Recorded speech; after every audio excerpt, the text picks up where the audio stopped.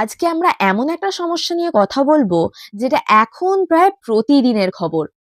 ভারতের বায়ু দূষণ সংকট নিয়ে দিল্লি, কলকাতা সহ দেশের একাধিক রাজ্যে ভয়ঙ্কর একিউআই, ঘন স্মগ, দুর্ঘটনা, স্কুল বন্ধ, এই সব কিছু মিলিয়ে মানুষ ভীষণ আতঙ্কে।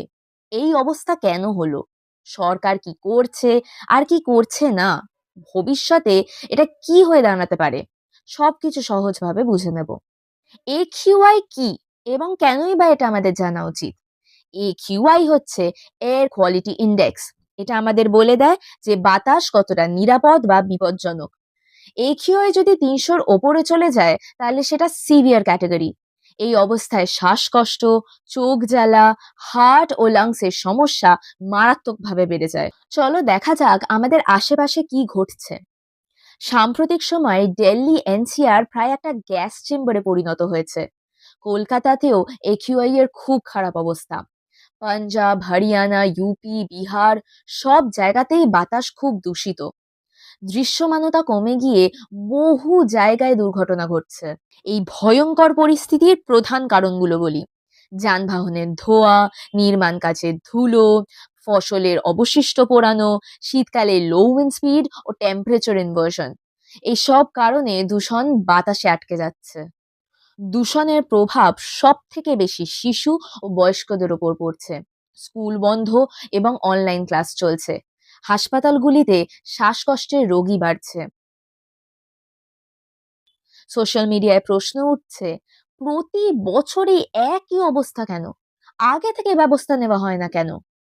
দূষণ এখন শুধু পরিবেশ নয়, শাসন ব্যবস্থার সমস্যা হয়ে উঠেছে।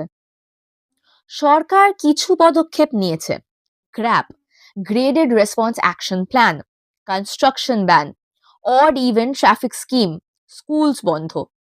কিন্তু এগুলো বেশিরভাগই রিঅ্যাক্টিভ, প্রিভেন্টিভ নয়।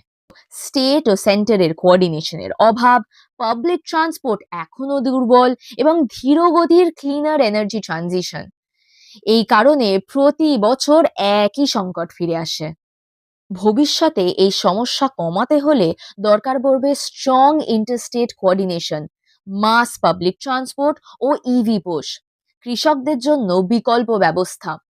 আর্লি ওয়ার্নিং সিস্টেম ও স্ট্রং এনফোর্সমেন্ট না হলে বায়ু দূষণ ভারতের সবচেয়ে বড় জনস্বাস্থ্য সংকট হয়ে দাঁড়াবে।